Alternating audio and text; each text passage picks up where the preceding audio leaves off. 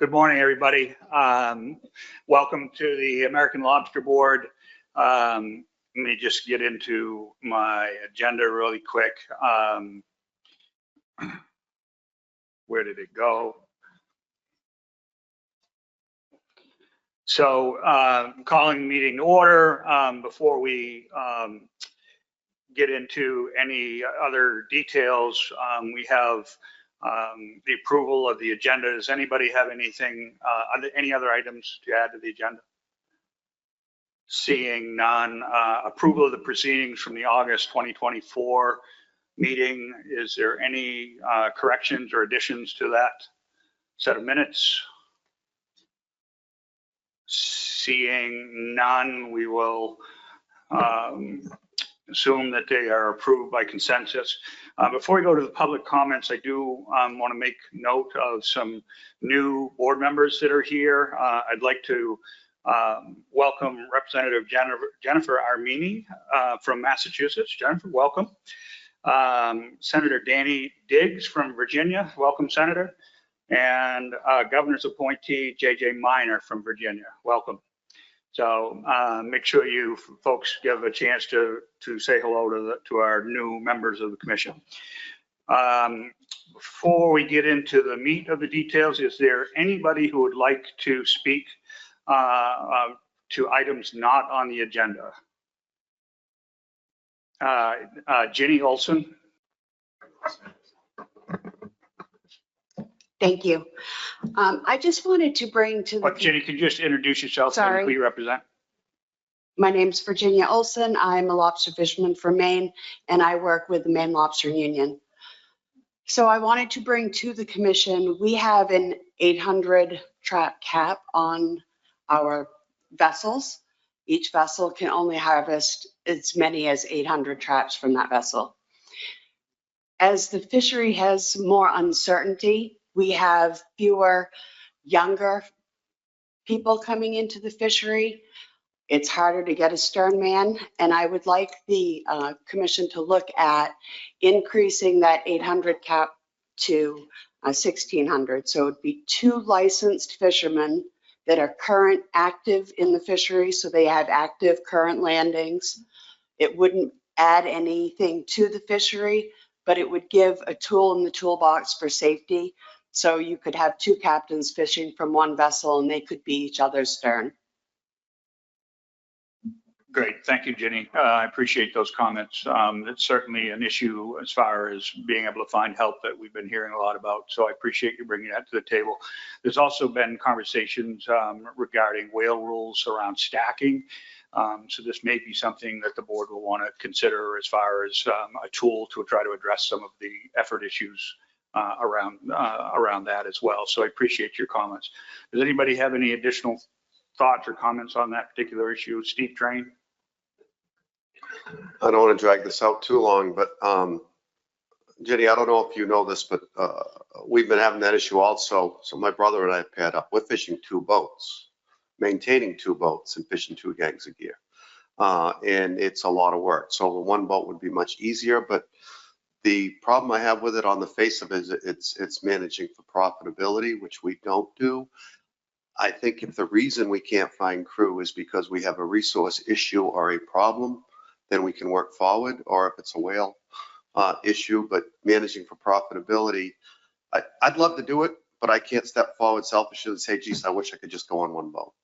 So I'm all in as long as it's not just so I can make more money and spend less money. I really see it as a safety option in our toolbox to say, you know, if I know you're currently fishing, I'm currently fishing, but we don't have anybody to fish with us, then it's safer for me to go as your stern and you to go as mine, even if it is on separate vessels. I just think that maintaining the separate vessels in that scenario becomes more difficult. Thank you, Jenny. I appreciate you bringing that forward to the board. Is there anybody else from the members or any other members of the public that would like to bring anything forward for an item that is not on the agenda? Seeing none, let's get right into the agenda then. First, we have a progress update on the benchmark stock assessment. Tracy, I think, is going to cover that.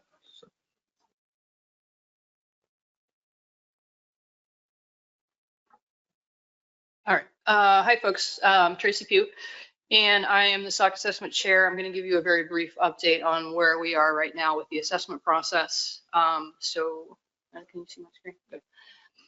All right, so we have had a couple of workshops. The workshops are sort of the bulk of when we get together and actually do a lot of the discussions on what work we're going to actually be accomplishing. The first of these was a data workshop. This took place in February of 24, and this was the workshop where we invited external researchers to come in and present to us information on what they're seeing in their studies and their results. So this is how we get information from folks who work outside of the TC or assessment. At that workshop, the SOC assessment team and TC members also presented data updates from their various states and anything internal that they would have going on that would be like scientific studies. The second workshop took place just in July, at the end of July of this year. And at this workshop, we focused on progress on the modeling work. These included updates to the data that are going into the base case model and some progress in some major improvements to the coding that is essentially the language that the model is written in. So we've made some major progress in updating that. We also talked about some updates on the growth work that's ongoing. And with that, we're looking into incorporating new data sources to understand growth better. And we're looking into examining a new growth model and making improvements to the existing growth matrices. So we also spent a fair amount of time examining environmental data series and working towards incorporating these data series into the 2025 assessment. That's, as we know, there's a lot of change going on in the environment. So we are really looking a lot into all of our options for what data are available and what can we do with them to better understand how the changes are affecting the lobster stock. We also spent some time examining options for VAS modeling, which is sort of a spatial temporal model, and using that to improve our understanding of the spatial dynamics and again, change over time in the resource. So after those, essentially where we're at right now is we're having ongoing calls and webinars. Our schedule right now is we're talking at least bi-weekly, if not more frequently, to make sure that everything is on track, that we're all talking to each other, and that we are checking all of our boxes off. So our upcoming scheduled meetings are later this month on the 29th. We have a half-day webinar scheduled where we're going to specifically focus on our model-free indicators. Sometime in December, we're going to schedule at least a half-day webinar that's essentially our pre-workshop call to prep for what's coming up in February. Sometime in January, we are going to schedule a call to get some updates from a group with the University of Maine who are doing work on socioeconomic indicators. And then in February, we have tentative dates from the 11th through the 13th for our second assessment workshop. And this is where we will hopefully have a fully operational model and start talking about all the sensitivity analyses we're going to do and start really looking into sort of the fine scale details of what we need to do to move forward. So our timeline, so like I said, the two previous workshops are shown in gray there. Our upcoming workshop in February. And then we are planning for the peer review to happen sometime in August, and then with the presentation to this board around this time next year. So does anybody have any questions about the stock assessment? Any questions for Tracy? Seeing, no, Jason McNamee. Sorry, Jason. Thank you, Mr. Chair. Thanks, Tracy, for the quick update there. So just a quick, I'm just looking for a quick answer. I noticed you talked about the use of VAST and then socioeconomic indicators. Are either one or both of those, are you guys thinking about actually incorporating them into the assessment as like in a mechanical way, or are they just kind of like side, studies that will help inform, but separate from the assessment? Yeah, so the plan with VAST is to use that. So neither of these are going to go directly into the model itself. They're going to be sort of like either the model-free indicators that we use sort of in conjunction with the model that isn't dependent on all of the nitty-gritty and the assumptions that go into the model itself. So the model-free indicators are usually a little bit more, I don't have a better way of saying this, naked data. So the socioeconomic indicators, our plan is to try to use those as one of these model free indicators, depending on what they're able to give back to us. With the VAST model, what we want to do with that is, again, use it outside of the assessment model itself, but to use that to better understand sort of how the lobster resource may have changed in space over time. So we might look at things like different size ranges of lobsters moved offshore and back inshore. So things like that to try to better understand how this changing environment is understanding the resources distribution and whether or not there's specific size classes that might be more impacted than others. Dan McKernan. Thanks, Mr. Chairman. Tracy, back in June, we had the joy of traveling to New Brunswick and hear from the Canadian DFO folks who were looking at some of the parameter trends that look kind of similar to what we're seeing in our portion of the Gulf of Maine. So I'm wondering if my question is not, are you going to incorporate Canadian data, but will there be follow-up conversations with the Canadians, maybe as sort of a corroboration of your findings relative to the Gulf of Maine, Georges Bank stock? Yeah, so we've been trying to plan what we've been calling kind of loosely a US-Canada Science Day. We're having some scheduling challenges with that because we originally were going to do it around the timing of the US-Canada town meeting, but that week is getting very full for the folks who would need to be involved. So we're talking primarily with Adam Cook at DFO so that we can try to do a little bit more, at least communication across the border so that they're aware of what our data look like and we're aware of what their data look like on a little bit more of a regular basis. But there's no plan right now to do any sort of formal incorporation of any data across the border into our US stock assessment. Yeah, I understand that, but I would definitely urge you to have those meetings because I felt really positive about the exchange that was going on there, and I think they did as well, and we're interested in pursuing that. So yeah, that's fair. Thanks.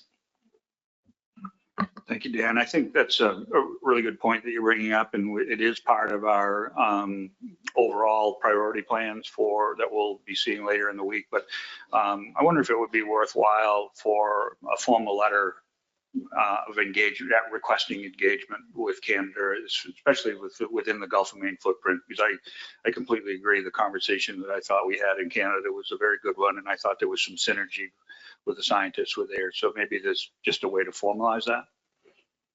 Are you looking for a motion? I'm not sure we would necessarily need a motion other than if there's agreement, we can just, I'll look to Tony, but just. And the letter is to encourage collaboration in the assessment. I just want to make sure I have it correctly. I'm not even thinking about it from the assessment process, but just cross-border cooperation when it comes to lobster science related to the Gulf of Maine. We can do that. We'll just have you bring that up during policy board. Yeah. Is there any objections to that from the board? Seeing none. Okay, great. Thank you. Any other questions for Tracy on this issue? Seeing none, next item on the agenda is to consider annual data updates for the American Lobster Industry. Tracy.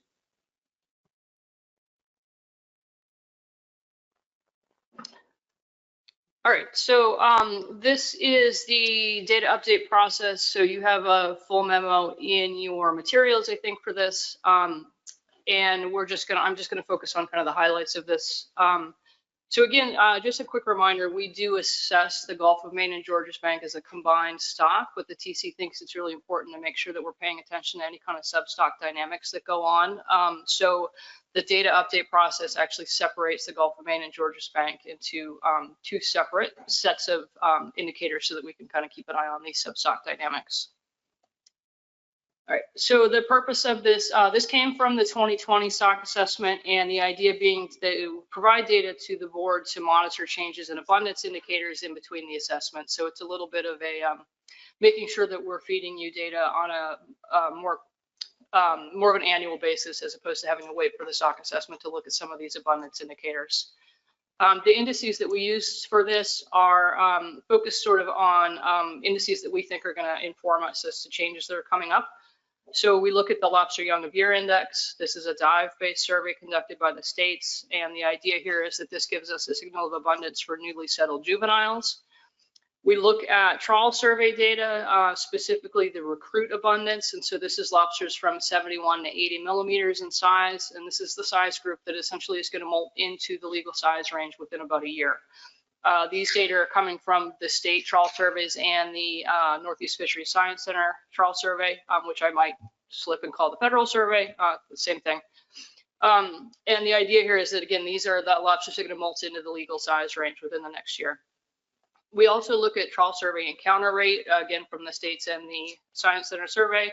And this gives us an idea on sort of describing how widely distributed lobsters are. So we kind of keep an eye on that in terms of, has the lobster population really expanded, or is it contracting a little bit? And then we look at the ventless trap surveys that are conducted by the various state agencies. And this gives us an abundance index for lobsters that are larger than 53 millimeters. And we look at that on sex specific. So 2 of these are in red, and the reason they're in red is to remind you that for the Georges Bank stock, the only data of these indices that we have available is from the federal survey. And also for this survey, we do not have a 2023 update for the Science Center survey. The spring survey, there were some vessel issues that prevented the survey from fully taking place. And then in the fall, the TC and the stock assessment have been looking into some potential analytical changes to those data. And we want those changes to go through the peer review process that's going to be part of the stock assessment. So we decided for workload purposes, and because we were going to be making updates, that didn't make sense to update them with sort of the old way of doing things. So the Georges Bank data are updated through 2022. When we look at the status determination for these, again, this is a trend-based analysis, so we are looking for changes over time with this. Status is determined based on the most recent 5-year average, and then we compare that to the time series. So the current status for most of these is going to be the 5-year average 2019 through 2023. And then we're also comparing the current status to the status from the 2020 assessment. So the idea here is to look at change since the stock assessment. And essentially what you can see is the black essentially indicates negative. It means it's below the 25th percentile of the time series. If it's in gray, it's considered neutral. It's between the 25th and the 75th percentile. And if it's white, it's considered positive. It's above the 75th percentile. So just a real quick summary of these results. So as a reminder, the Gulf of Maine Georges Bank stock was at record highs at the 2020 stock assessment. The Gulf of Maine indicators for recruits and for adults have declined since the assessment. YY indicators are starting to show some signs of improvement.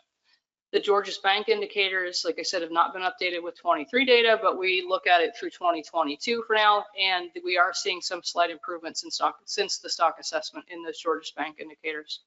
For Southern New England, the stock was at record lows at the end of the 2020 assessment, and unfortunately has continued to be in unfavorable conditions, with most of the indicators at or near time series lows. All right, so I'm going to step through these slides sort of one by one here, just to give you a quick orientation of what's on the slides. So the first, on the right-hand side, you're going to see the actual indices in graphic form. They are sort of spatially organized. So for this particular one, it's by statistical area, and starts in Down East Maine. So 511, 512, and then 513 East and 513 West, and the bottom one being 514, which is Massachusetts. The next component of this is the table. So you have this full table in your meeting materials. I just took out the bits I really want you to focus on for this presentation. And what you can see here is there's some blue boxes.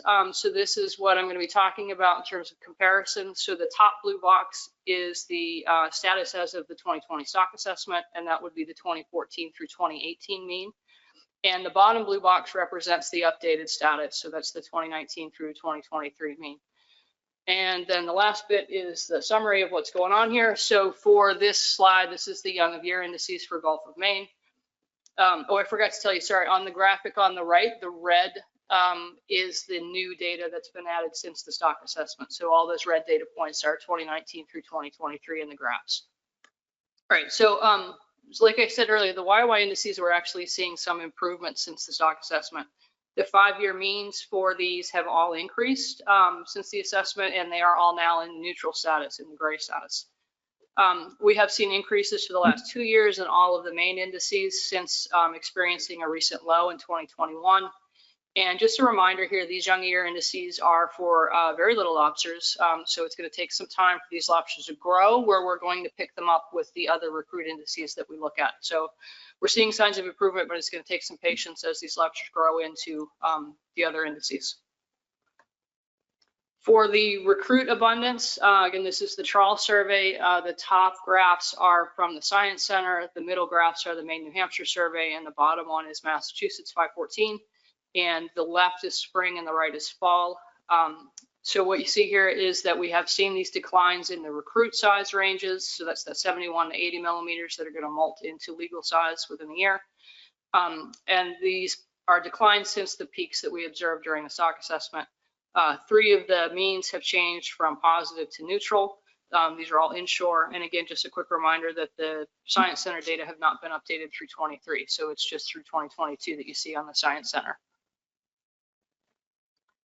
For the trawl survey encounter rates, essentially what we're seeing here again is some declines, specifically in the inshore encounter rates since the stock assessment. All of the inshore means are now neutral. And the main, just a note, the Maine New Hampshire trawl survey, you can see it's the middle graph there is much more stable and pretty high. And that's been sort of constant throughout its time series. So we're still seeing more than 90% of the tows in the Maine New Hampshire survey are seeing lobsters. All right, for the ventless trap survey indices, the top one is statistical area 511, and then we have 512, 513, and 514 is on the bottom. Females are on the left, males are on the right here. And again, we have seen declines in these indices since the stock assessment. 4 of the 8 means have declined into a negative status. And the 2023 values, we did see a slight uptick relative to 2022 in all but area 511. But these values are still really quite low compared to the time series values here. All right, switching over to Georges Bank. This is the recruit abundance. Again, reminder, this is just the federal trawl survey data, so it's just showing through 2022. And in this area, we have seen some slight improvements since the stock assessment. One of the 5-year means had changed from the neutral to the positive status. And we just wanted to point out that the 21 and 22 values were both relatively high in this time series. For the encounter rates, these conditions were really pretty similar to what we saw at the stock assessment. The means for these have both remained positive. All right, switching over to Southern New England. So these are the young of year indices for Southern New England. The top graph is Massachusetts, the middle graph is Rhode Island, and then the bottom graph is actually a larval survey conducted in eastern Long Island Sound at the Millstone Power Plant. So it's a little bit different than the dive-based surveys that the 2 states do. We have seen negative conditions across the stock with some declines since the assessment. All of the 5-year means are now negative. And we note that for the Massachusetts survey, we are now at 9 years where we've seen no young of year lobsters in the Massachusetts survey. The Connecticut survey, the one on the bottom here, and the text is in purple here to call this out. So in 2022, the group that does this survey made some changes to their survey and sampling design. So what happens is they're not sampling as often as they used to. It looks like there's an uptick in this time series, but we think that this is actually an artifact of that change in their survey methods. Those values, 2022 and 2023, actually represent only 1 and 2 observed larvae respectively. And these are the lowest values ever in their full time series when you just look at the counts of the larvae. So the stock assessment team is going to be looking closely at this index and seeing what we can do in terms of sort of accounting for that change in survey, and then whether or not we want to carry forward with this index in the future. All right, so for recruit abundance, the trawl surveys, the top one here is the Science Center survey. Next one is Massachusetts, then we have Rhode Island, and then the Connecticut survey on the bottom. Spring is on the left, fall is on the right.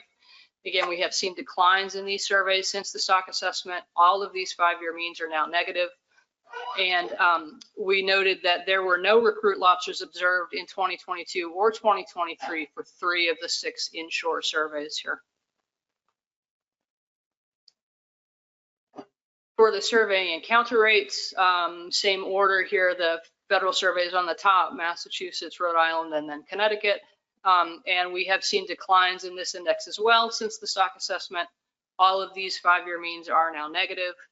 And again, no lobsters of any size were observed in 22 or 23 for 2 of the 6 inshore surveys. So we are starting to see some zeros coming through in these Southern New England surveys inshore. All right, the ventless trap survey indices, just a quick note here, these surveys have not been going on as long as the trawl survey. So the survey started in 2006. Just as a reminder, it doesn't represent the full time series you're used to seeing with our trawl survey data. We have seen declines in the ventless trap survey index since the stock assessment. 3 of the 5-year means have changed from being neutral to a negative status. And the annual values for 22 and 23, really for the first time, all of the annual values were negative. So if you look sort of at the details of that graphic, the annual details were all in the black now. All right, with that doom and gloom, I can take any questions on the data update. Thank you for that report, Tracy. Any additional questions for Tracy from the board? Doug Grout.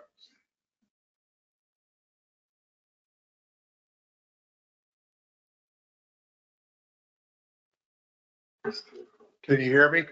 Okay. I just had a question.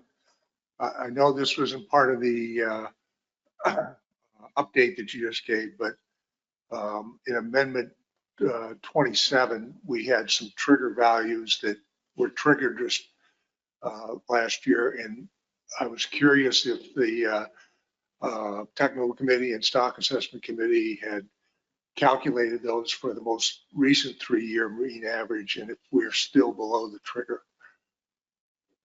Yep, I have that in some of the next slides. So if we want to see if there's any other questions about the data update, is that okay? Okay, so we'll come to that in a second. If anybody else have any.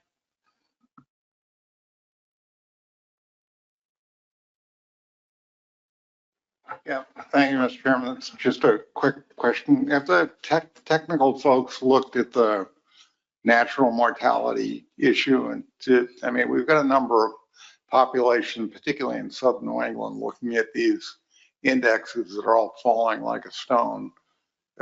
So have the technical people looked at, for instance, the contribution that having a black sea bass stock that's 2 or 3 times the target, what kind of impacts that's having on the juvenile population? Yeah, so that will be sort of an in-depth part of the stock assessment process. So we have not looked at that with this data update process. It doesn't come into the data updates that we provide, but it is definitely something we pay a lot of attention to with the stock assessment process. So you'll be seeing some updated information on natural mortality as part of the stock assessment. Great, thank you. John Clark. Thank you, Mr. Chair. Thank you for the update. Just curious, way down here at the southern end of the range where we're not even a rounding error when it comes to the catch, we've been doing a pot survey, mostly targeting structure-oriented fish, but we're still getting a fair number of lobsters every year. It's been fairly consistent, and we even caught some on the traps in Delaware Bay.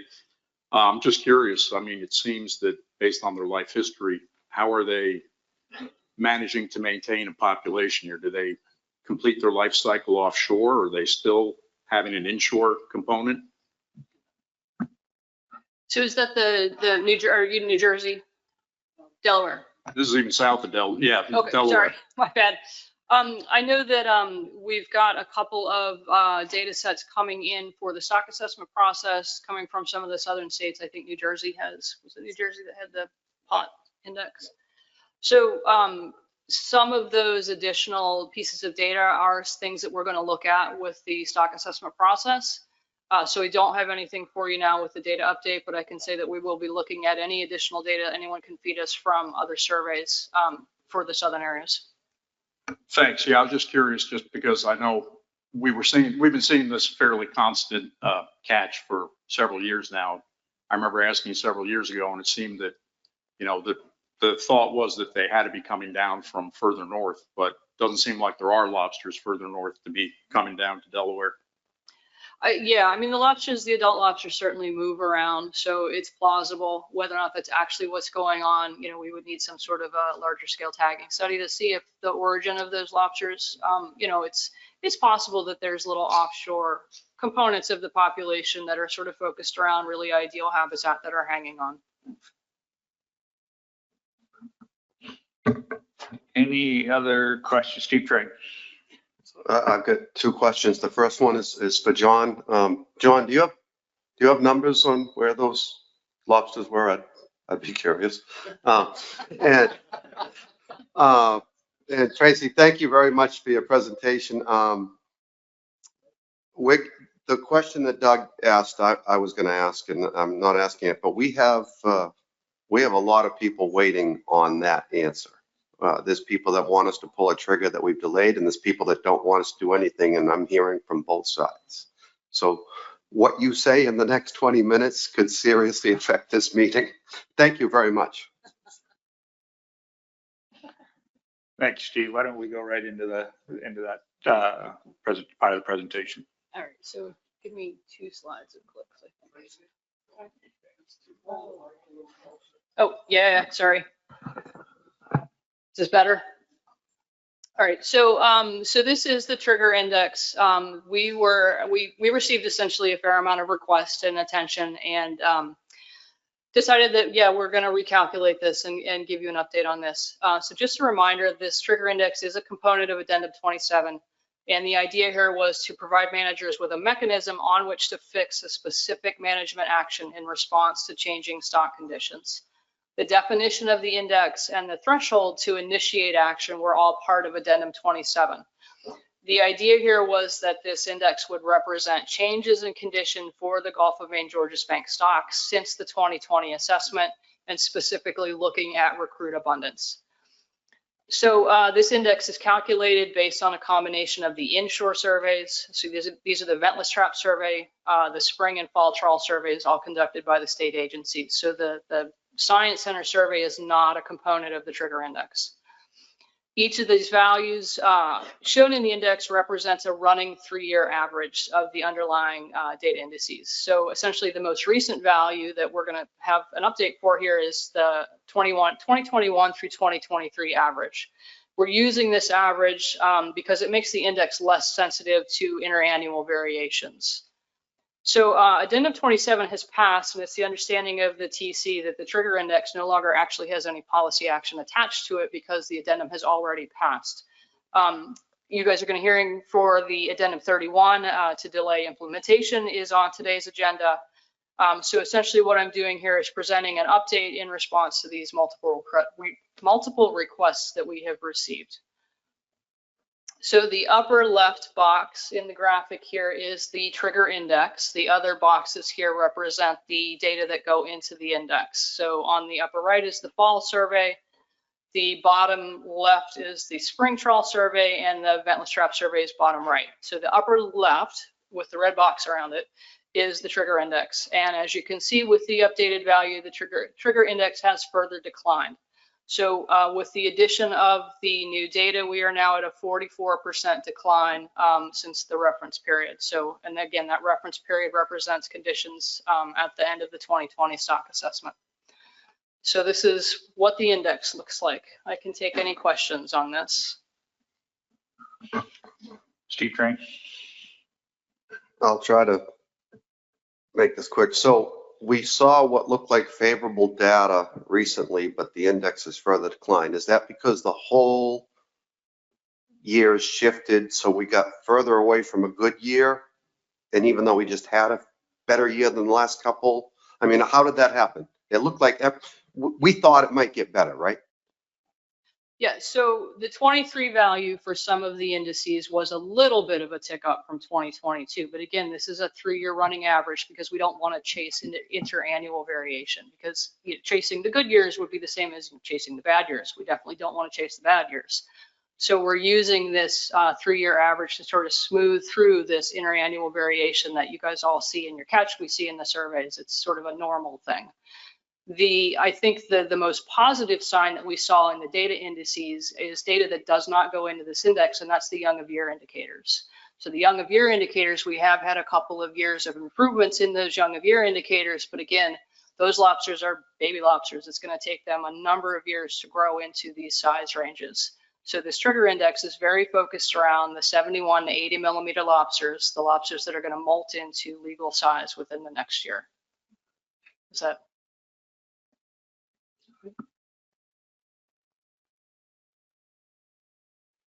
Doug, did you have any follow-up questions you wanted to ask about that? You just were dying to see the data. Yeah, okay. Any additional questions for Tracy? Dave Borton. Thank you, Mr. Chairman. Once again, a quick question. Tracy, the young of the year index is going up, and what are the technical folks using for a time delay between the time they see the index go up until those young of the year should manifest themselves in the indices? Is it 8 years, 7 years? What are you using?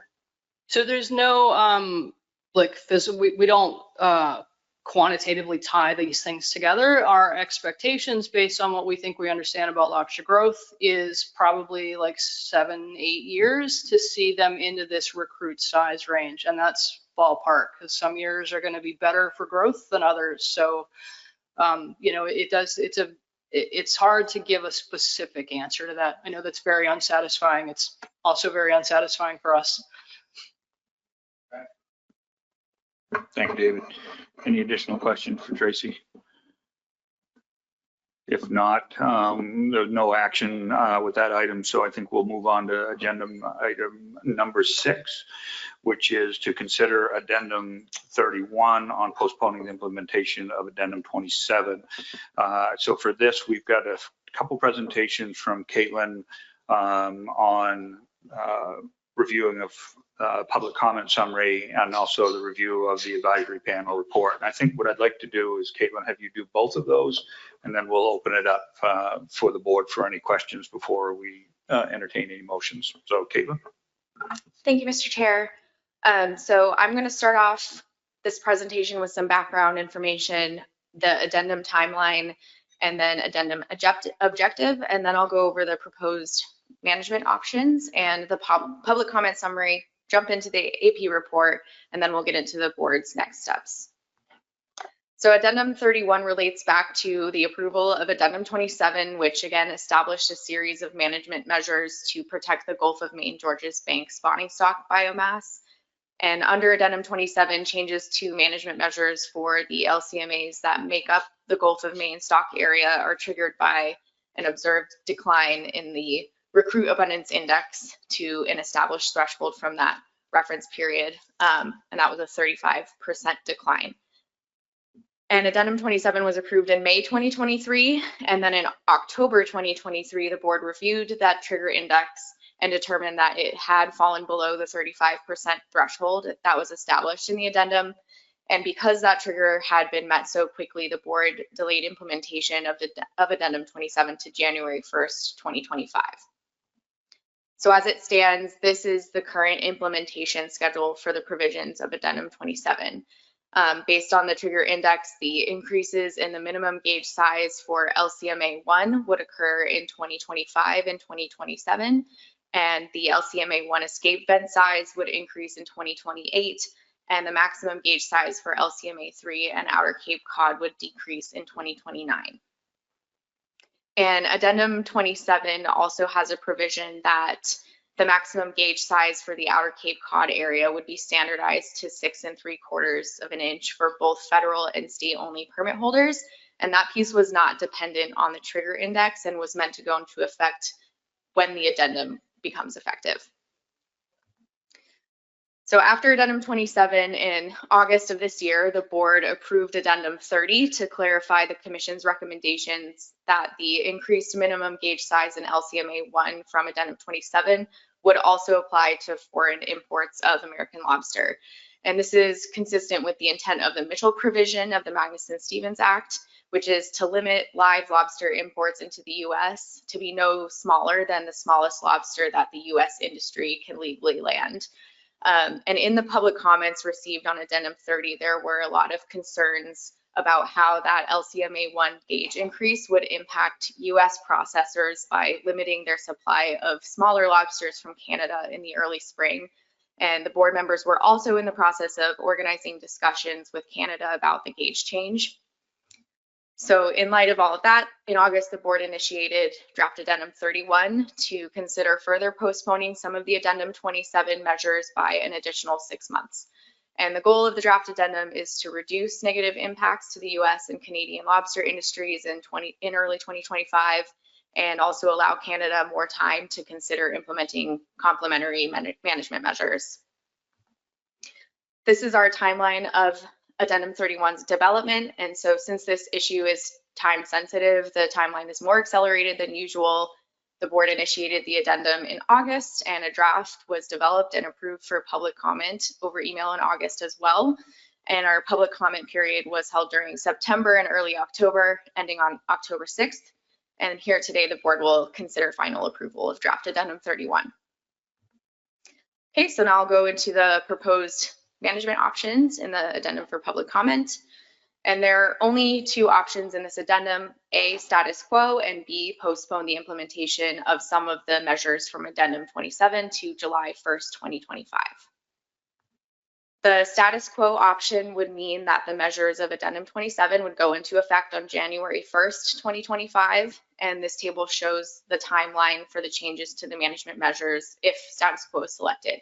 So the changes are shown in red text. And again, the first change would be the increase to the minimum gauge size in LCMA 1 to 3 5/16 of an inch on January 1st, 2025. Also on January 1st, 2025, that Outer Cape area's maximum size for all permit holders would be standardized to 6 3/4 of an inch. And then the remaining changes to the measures would proceed as established in Addendum 27, where the next gauge increase in LCMA 1 would occur 2 years later in 2027. The change in the escape vent size for LMA 1 would occur in 2028, and the maximum gauge size decrease for Area 3 and Outer Cape Cod would occur in 2029. And so under option B, all of the measures changes would be pushed back by 6 months. So at the same timeline would occur, but the change would start on July 1st rather than January 1st, 2025. And I want to note that there is one provision of Addendum 27 that would not be affected under option B, and that is the provision that says no extra trap tags for LCMAs 1 and 3 will be automatically issued to permit holders until trap losses occur and are documented.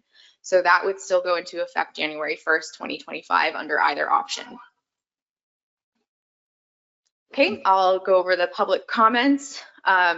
So we received public comments on draft Addendum 31 from September until October 6th. And during that period, we had one webinar public hearing. 26 people attended that hearing, and a poll was also done during the webinar on what option was preferred. So 19 of the attendees responded to the poll, and of those, 15 supported option B, 2 supported status quo option A, and 2 had no opinion. And 5 people also gave verbal comments about the proposed options. For written comments, we received 81 total, and 5 of those were from organizations and 76 from individuals. So these tables show the breakout of the comments and the support for each proposed option, as well as some additional comment themes. So 4 total comments were in support of the status quo option, and 48 were in support of option B to postpone the measures. And then a lot of additional comments did not provide a preferred option for Addendum 31, and most of those were expressing opposition to the LCMA 1 gauge change altogether.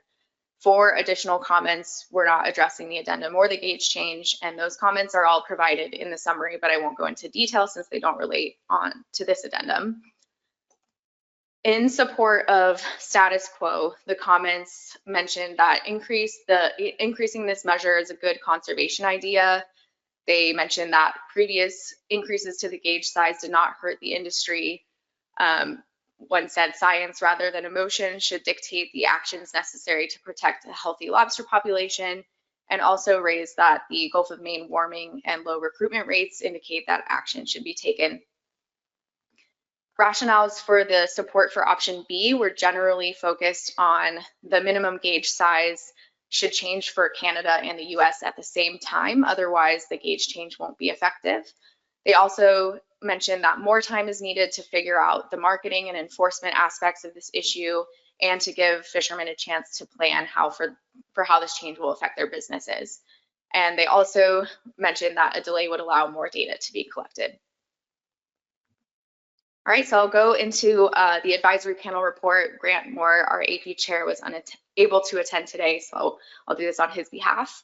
The AP met on September 27th and reviewed the draft addendum 31 options, and all 9 of the advisors on the call supported option B to postpone the addendum 27 measures. And the reasons they discussed were the concerns about the negative impacts of the LCMA 1 gauge increase to the industry if smaller lobster are still able to come into the US from Canada. They also want to see an economic impact analysis, and they also mentioned that they have been observing significantly increased numbers of sublegal lobsters this year, ranging in sizes, as well as more females with eggs. And 2 advisors said they do not think a gauge increase is needed. And lastly, the advisors talked about the development process of addendum 27 and that the LCMTs should have been involved in the development of the management measures that were out for public comment for the Gulf of Maine LCMAs. All right, so with that, the board actions to be considered today are to select a management program from the proposed options and then consider final approval of addendum 31. Dennis Abbott. Thank you, Mr. Chair. Brief question. How many advisors participated in the meeting that you had on September 23rd? 9. 9? Thank you. Do we have any questions for Caitlin on the presentation or on any of the public comments or advisory panel reports? Being none, do we have a motion? Dan McKernan. Caitlin, come up on the screen, please. Move to adopt option B and approve addendum 31 as modified today to be effective immediately. Great, thank you. Do we have a second? Doug Grout. Dan, any additional rationale? Well, I'm truly hopeful that the industry across the 2 international boundaries see this as a good faith effort on our collective part to allow Canada to increase their minimum size over the next year and, you know, minimize the burden that's going to be created to double gauge lobsters, especially if those lobsters are destined for processors in the United States. I mentioned earlier about the Gulf of Maine sort of cross exchange that happened last June. I was hopeful leaving that meeting. I was very hopeful leaving the meeting that you put together, Pat, convening the Fishermen's Association's leadership to try to get consensus to move forward on this. I know this is a difficult situation for all harvesters who are going to, you know, once this is enacted, experience a 9 to 11% expected decline in landings. But I think by the time these 2 gauge increases take place, they'll see a net gain in weight. And I hope we can stabilize the stock for the future. Great, thank you, Dan. Doug, did you have anything you want to add?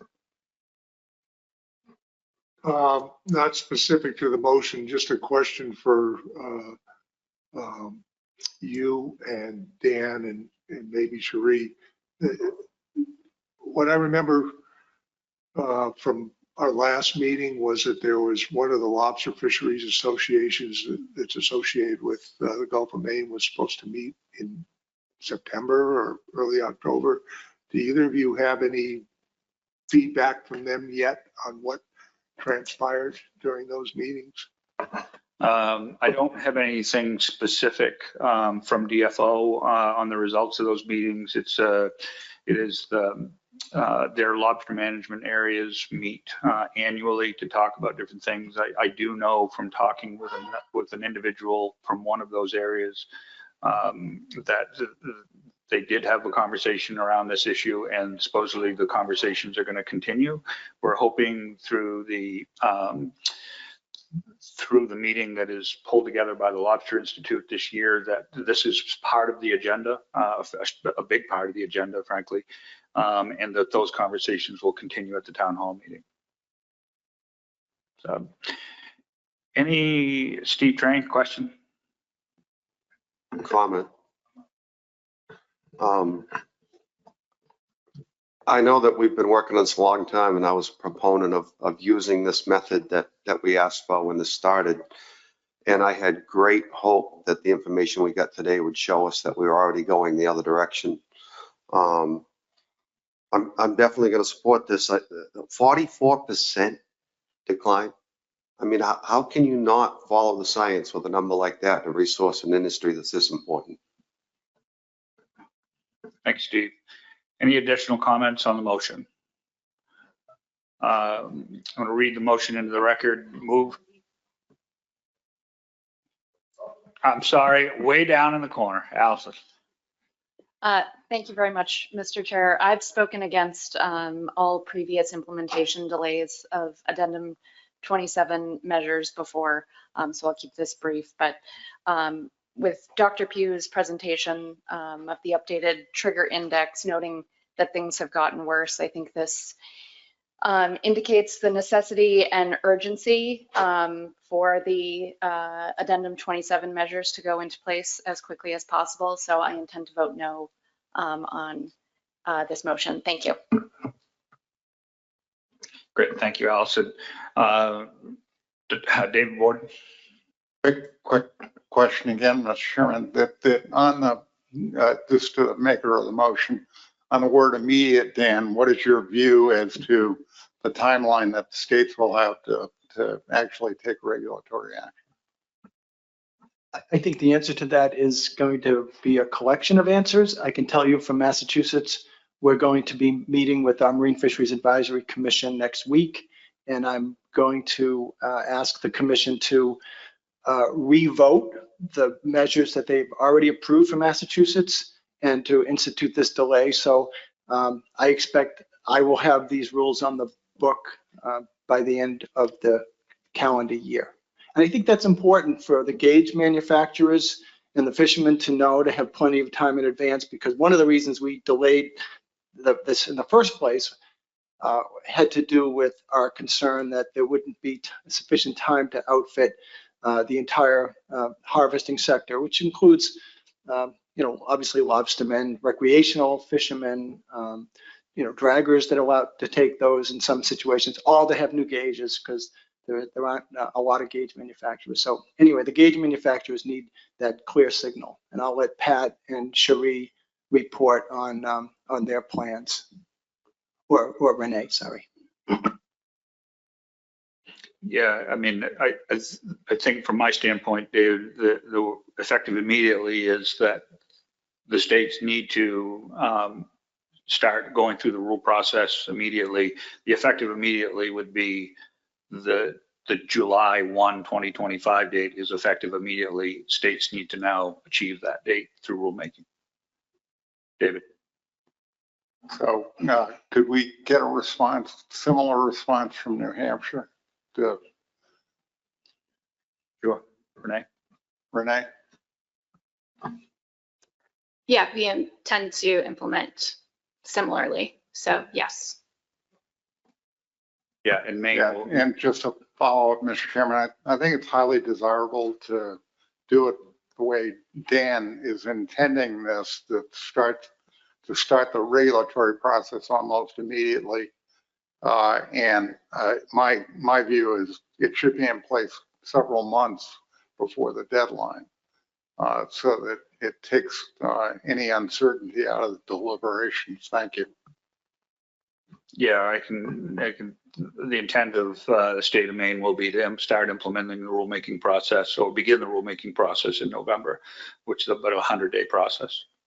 So, okay. Any other questions or comments? Seeing none, let me read into the record. Move to adopt option B and approve addendum 31 as modified today to be effective immediately. Motion by Dan McKern and seconded by Doug Grout. We have, is there any additional opposition? Tony, do you want clarity here? Do you want me to call for a vote? We know we have one. No. Yeah, okay. Is there any opposition to this motion? No, fisheries. And everybody else, is there any null votes? And everybody else is in favor. Great. Thank you very much. All right, moving on with the agenda.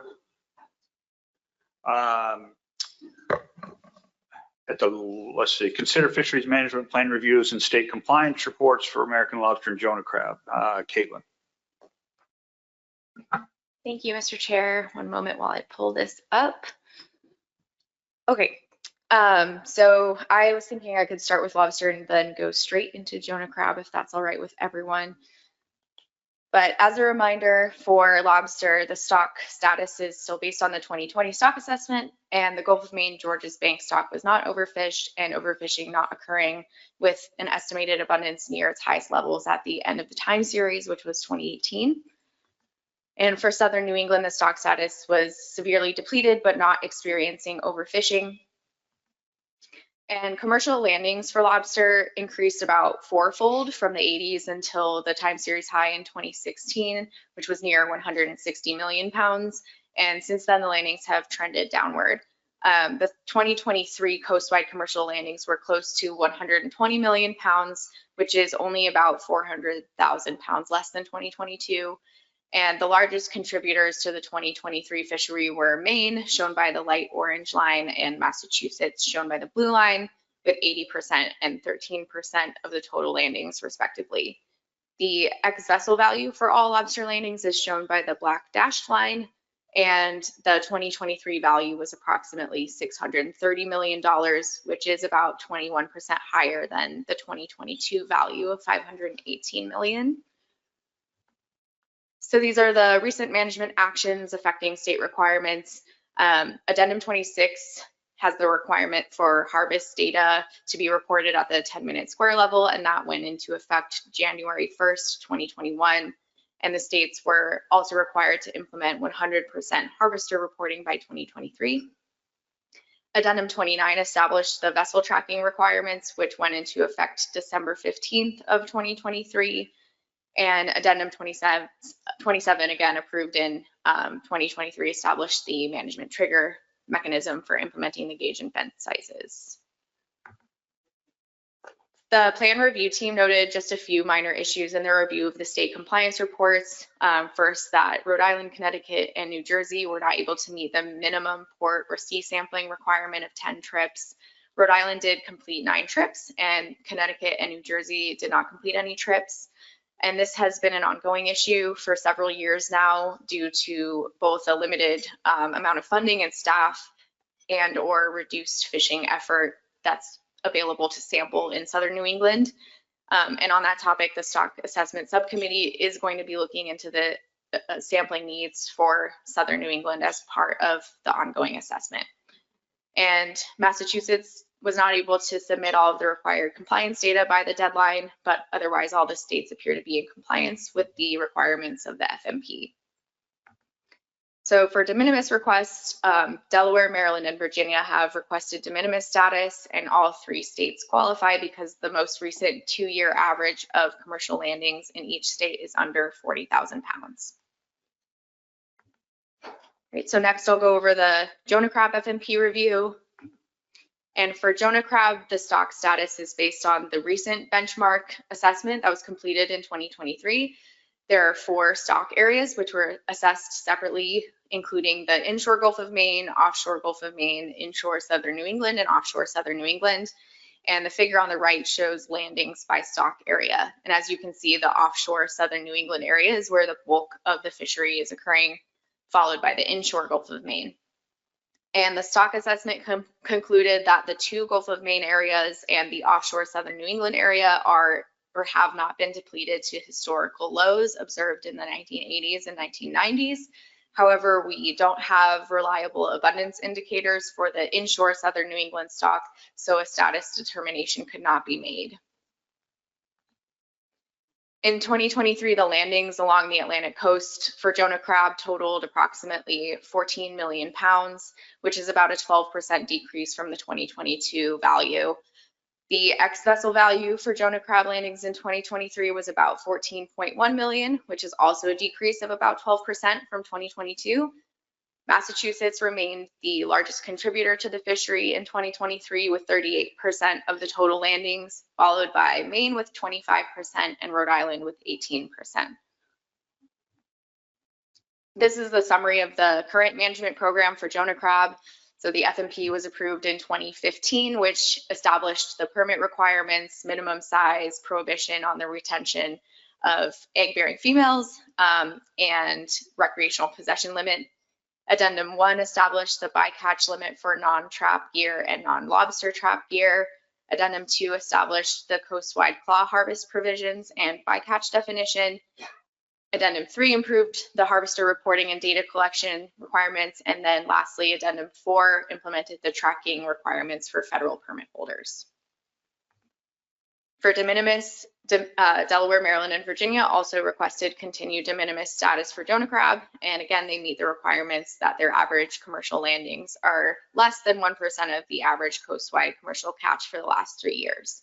So the PRT recommends approving these de minimis requests, which would exempt those states from fishery independent and dependent sampling requirements. The PRT only noted 2 minor compliance issues. Again, Massachusetts has not been able to provide their report by the August 1st deadline for the last 5 years. And the second issue is the same that I described before with the sea and port sampling. So with that, the board action for consideration is the approval of the lobster and Jonah crab FMP reviews for the 2023 fishing year, the state compliance reports, and the de minimis requests for Maryland, or Delaware, Maryland, and Virginia. Thank you, Caitlin. Any questions for Caitlin? Dan McKernan, you gonna fall on your sword about late reports? You know, Pat, I think one of the reasons we struggle, and maybe Tracy, you can help me with this, is the fact that, well, first of all, we have a very fastidious team that doesn't release any data unless it's perfect. But I think it's because we work really hard to parse the landings to the different LMAs, which I think makes it a little bit more challenging for us in terms of, like, we have area 1, we have area 3, area 2, out of Cape. Am I right, Tracy? Yeah, so I don't know if this is going to bail him out, but yeah, so the challenge in Massachusetts is that we have, for lobster, we have landings coming from all 4 management areas. And for Jonah crab, obviously, we're bringing in landings from all 4 stocks. We have a lot of federal permit holders. We have permit holders who report directly to just the state, and then we have permit holders who report just to the feds. And all of these data sources need to be married and QC'd in order for the stats team to do that and to get it not only to the management area level, but also to the statistical area level. It takes them a considerable amount of time and effort to get all of the federal data in and married to the data that comes just through the state process. So it's a challenge for our stats team to sort of get everything to align and to make sense. Thanks, Tracy. Thanks for bailing me out there. I did have a question, though. I was the board chair when the Jonah crab plan went into effect, and I recall Terry Stockwell insisting that there be 1,000 crab allowance for mobile gear, and he was representing the Northern Council at the time. Do we have any idea now, 5 or 6 years in, or whatever the number of years is, whether there's any level, or what is the level of non-trap landings, especially for those vessels that receive this exemption? Yeah, I'm not I'm not aware of any breakout on, from draggers on that. Don't know if we can look to the council possibly for some of that data at some point. Tony? We'll look into seeing if we can parse that out and get back to you at the next board meeting. How about that, Dan? Yeah, that's perfect. Sure, and maybe my fastidious statistical Yes. team can go look at that as Perfect. well. Maybe they can help us out. Anyway, just a question. Thank you. I think you need a t-shirt for your fastidious team, just the fastidious labels. So, all right. Any other questions? Not seeing any other questions. We do need to, this is an action item. Could you maybe put that back up on the, would anybody like to make a motion? Mike Luisi? Thank you, Mr. Chairman. I'll be happy to make the motion. Move to approve the lobster and Jonah crab FMP reviews for the 2023 fishing year, state compliance reports, and de minimis status for Delaware, Maryland, and Virginia. Thank you, Mike. Seconded by Steve Train. Any additional comments? I don't think any are needed. So I'll read into the record, move to approve the lobster and Jonah crab FMP review for 2023 fishing year, state compliance reports, and de minimis status for Delaware, Maryland, and Virginia. Motion by Mr. Walisi, seconded by Mr. Train. Is there any opposition to this motion? Motion passes without opposition. Good, okay. All right, thank you very much.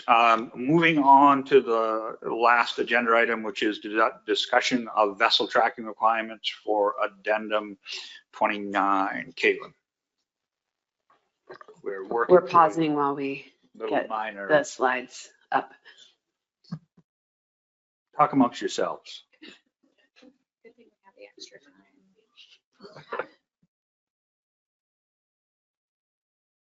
Tony wants me to tell you guys a joke, but I don't think any of my jokes would be appropriate for a webinar, so. No, I've heard them. They wouldn't.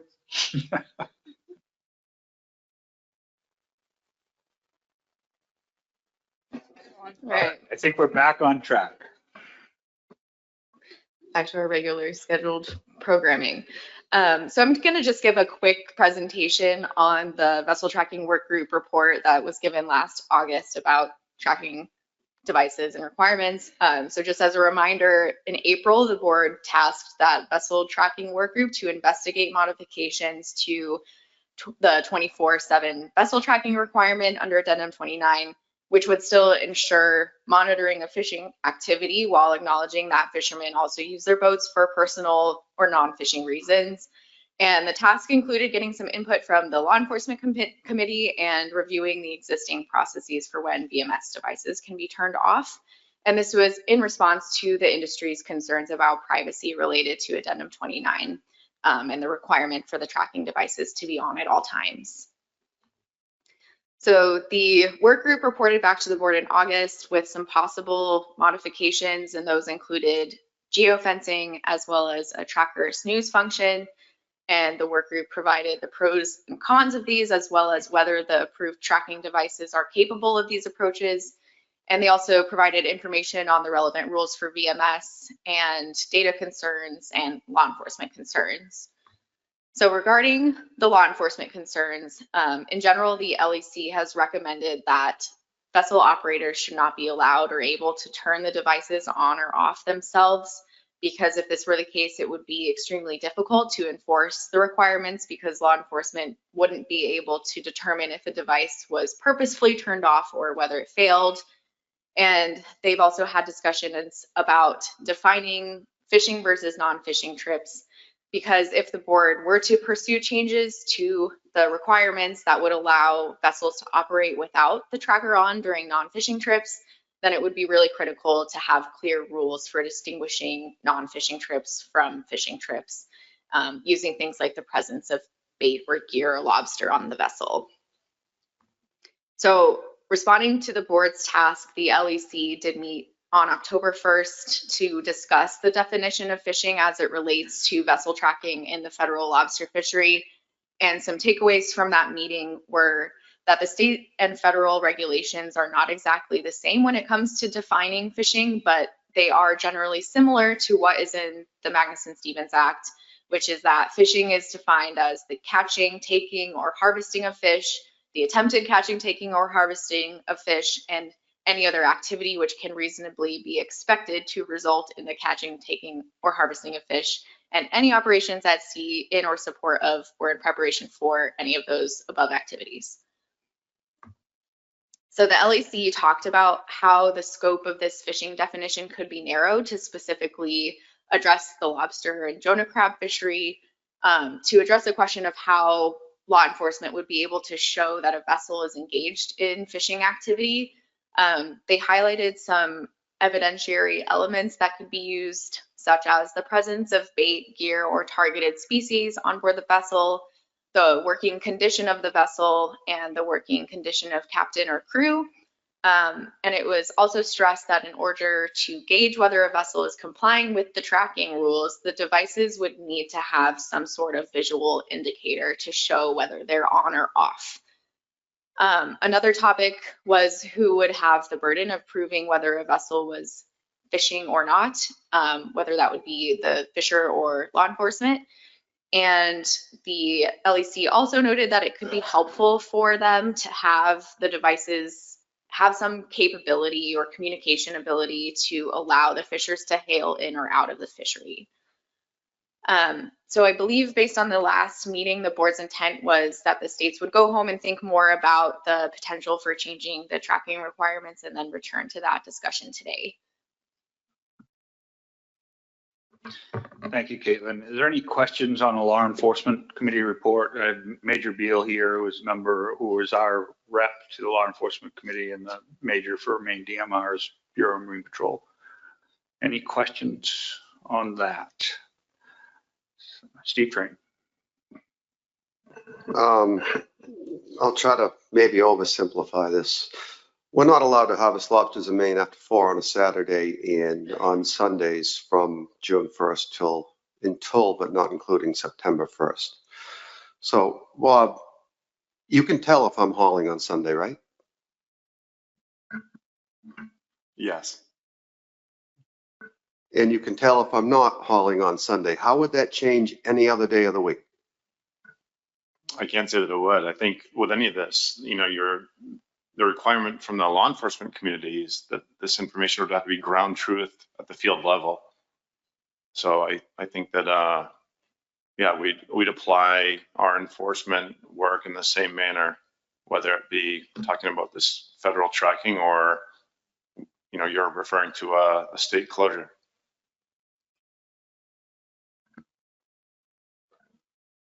I guess the point I'm trying to simplify is there's a lot of data up there on what we can do and what we can't do, but we're already doing it, just not with the tracking on.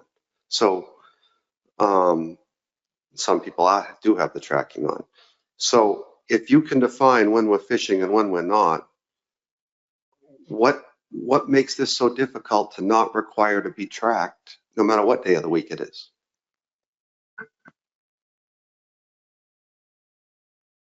I think the question's directed at law enforcement, but we'll. I thought Steve was asking about what data are you getting that you're not getting in.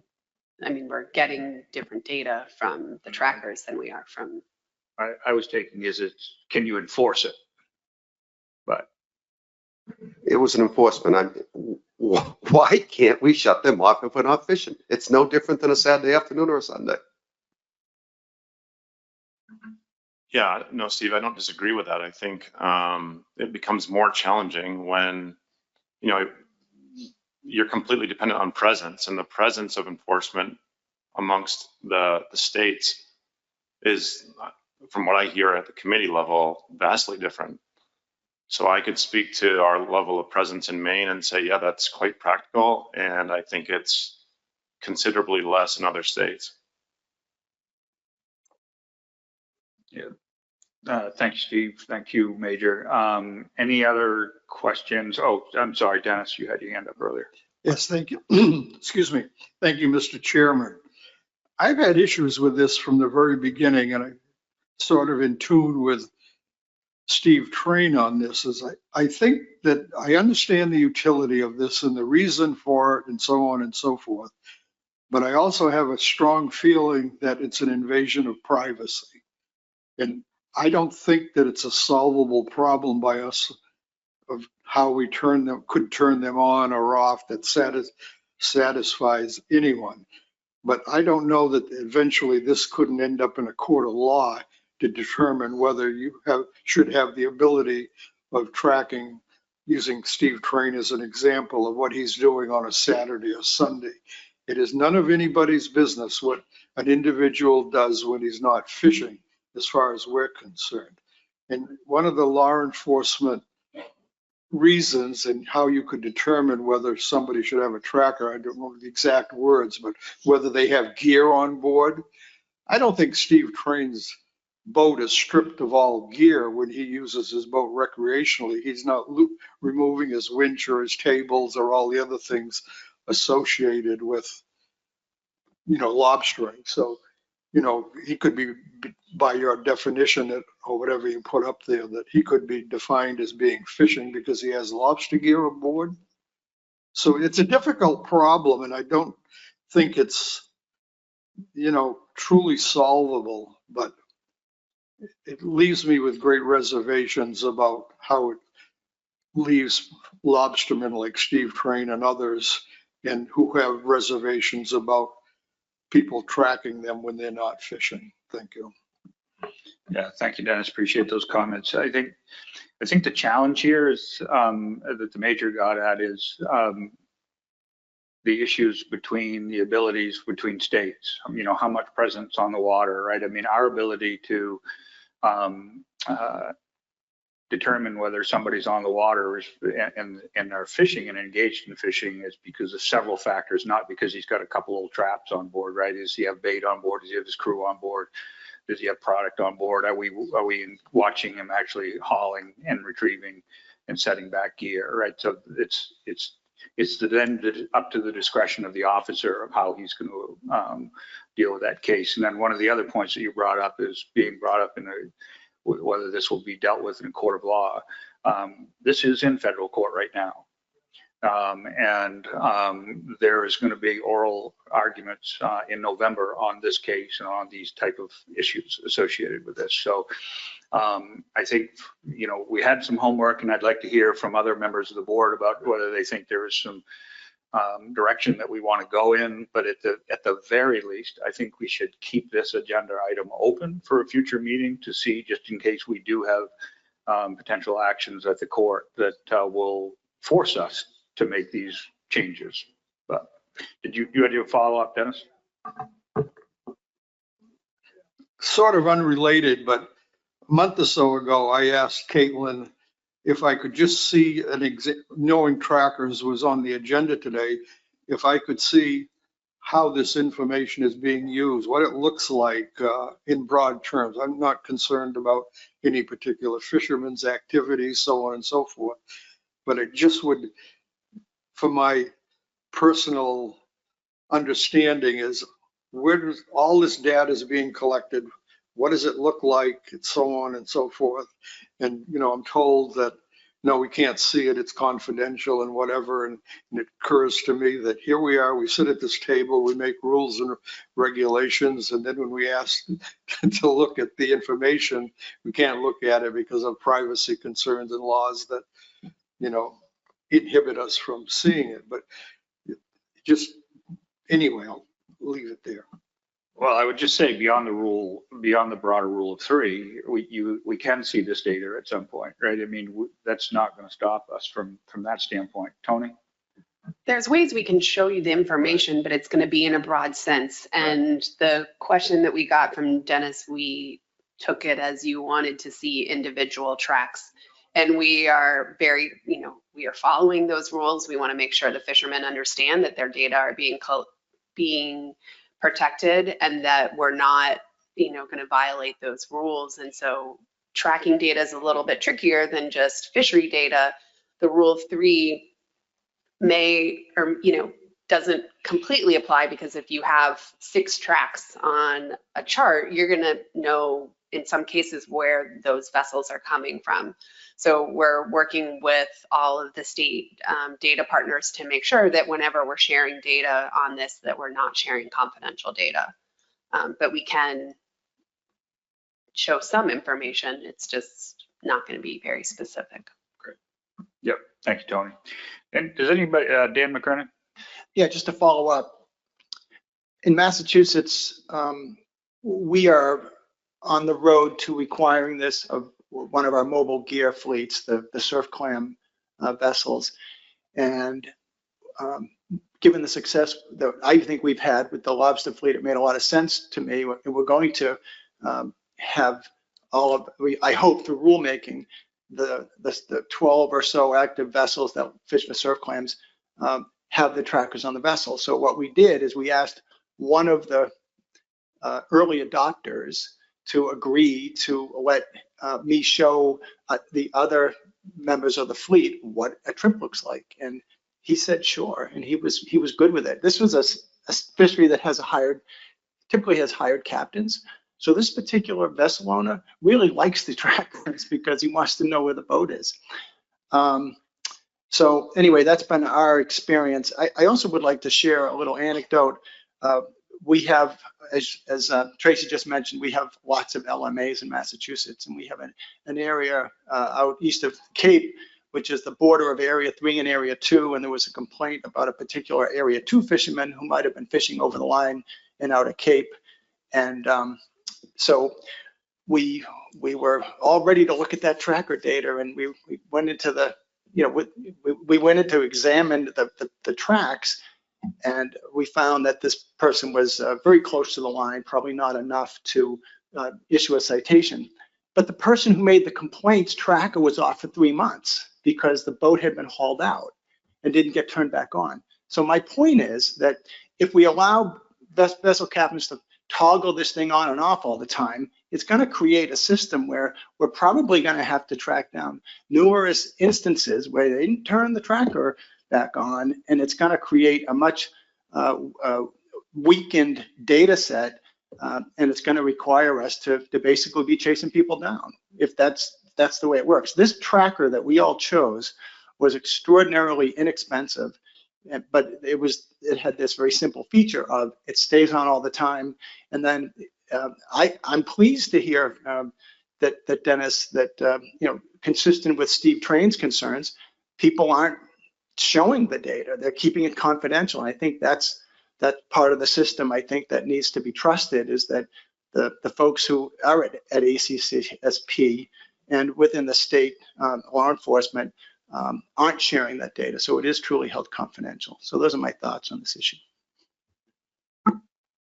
Thank you, Dan. Anybody else on this topic? I don't think we have a clear direction on where we're going to go right now, but as I said, there is an active court case in federal court in Maine. There will be oral arguments that are going to be held. This could be an ongoing discussion. So what I'd like to do with the support of the board is just leave this agenda item open for the time being, and then come back to it depending on what we see that comes down from the courts.